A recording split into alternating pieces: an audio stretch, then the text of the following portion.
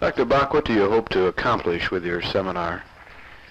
Our main purpose is to effectively prepare teachers who are in attendance at this particular seminar so that they can present learning experiences for potential drug users or students who abuse the use of many of these drugs that we'll talk about.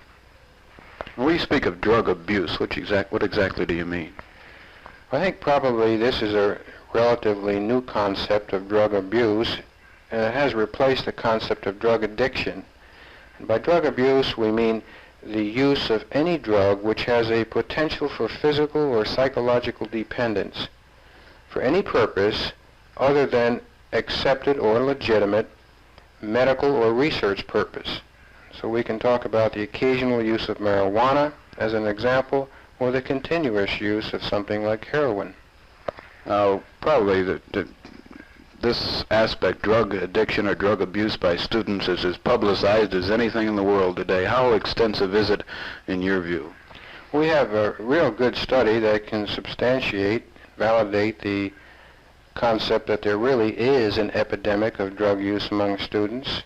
A study conducted by the American Institute of Public Opinion in 1967 indicated that approximately 6% of the men, 4% of the women, with a national average of 5%, have used marijuana at least once.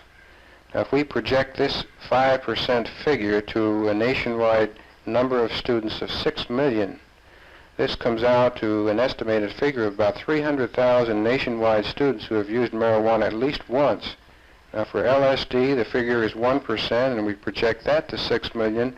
We come out to a figure of about 60,000 nationwide students who have tried LSD at least once. A lot of people, and I'm sure they're somewhat prejudiced in their views, say marijuana is not habit-forming and ought to be legalized. Do you believe that? Of course, I think that's not the most relevant question, is whether or not it's habit-forming. The fact of the matter is it is habit-forming. The fact of the matter is research tells us that marijuana is not physically addicting.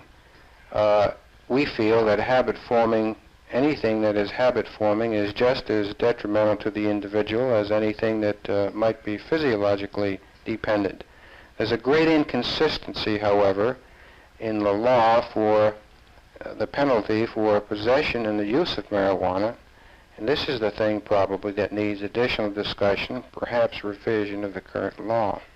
Do you think that laws against drug addiction or drug use are adequate now or should be revised generally? I think we've had emphasis at the national level with the creation of a new federal agency, the Federal Bureau of Drug Abuse Control, which is attempting to take into consideration the real proliferation of new drugs. You see, we have such a tremendous increase in new drugs each year. With the dependence potential, there must be some way to bring these under control. So the new Drug Abuse Control organization is attempting to do this. Locally, within the state of Indiana, we have an Indiana Dangerous Drug Act, which must be brought in line and revised to take into consideration these new drugs that are appearing on the market.